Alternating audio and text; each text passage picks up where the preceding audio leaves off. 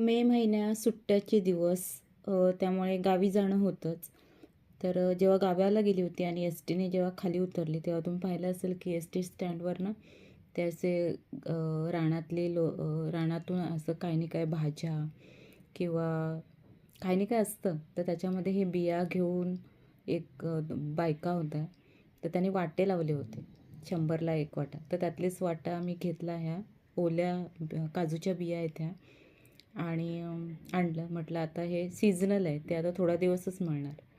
तर ह्या काजूच्या बिया मी आणल्यात, ते आता मी सालं काढून घेते.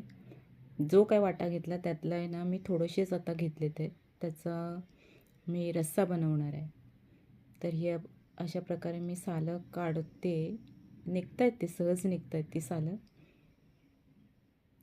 हे बघा सालं निघालं. तर असं हे थोडेसे काजू, त्यातील ओले काजू मी घेतलेत. त्याचा रस्सा करूया.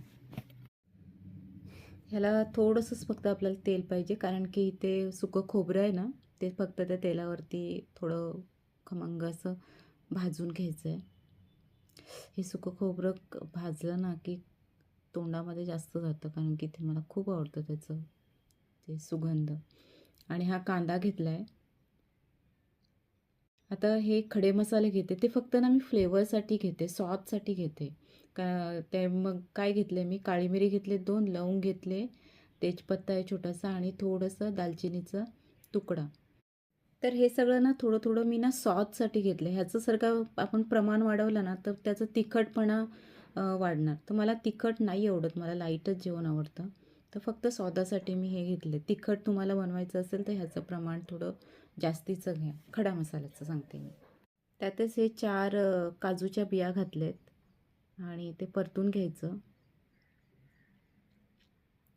हे झालं आता. आणि मगाशी जे आपण खोबरं भाजून घेतलं आहे ना, त्याच्यात एकत्रच करायचं आणि ह्याचं वाटण करून घ्यायचं.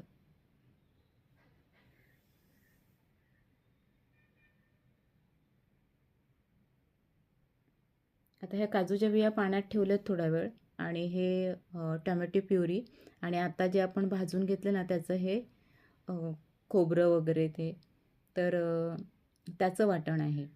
तर हे 3 आपली तयारी झाली. आता ह्याच्यामध्ये तेल घेते, मोहरी, जिरं पण घातलं आहे आणि हे वाटण.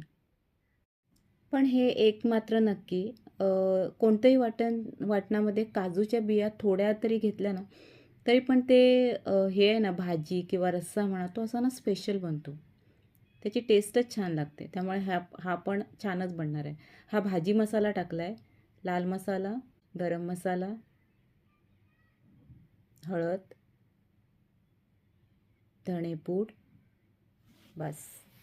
आता परतायचं.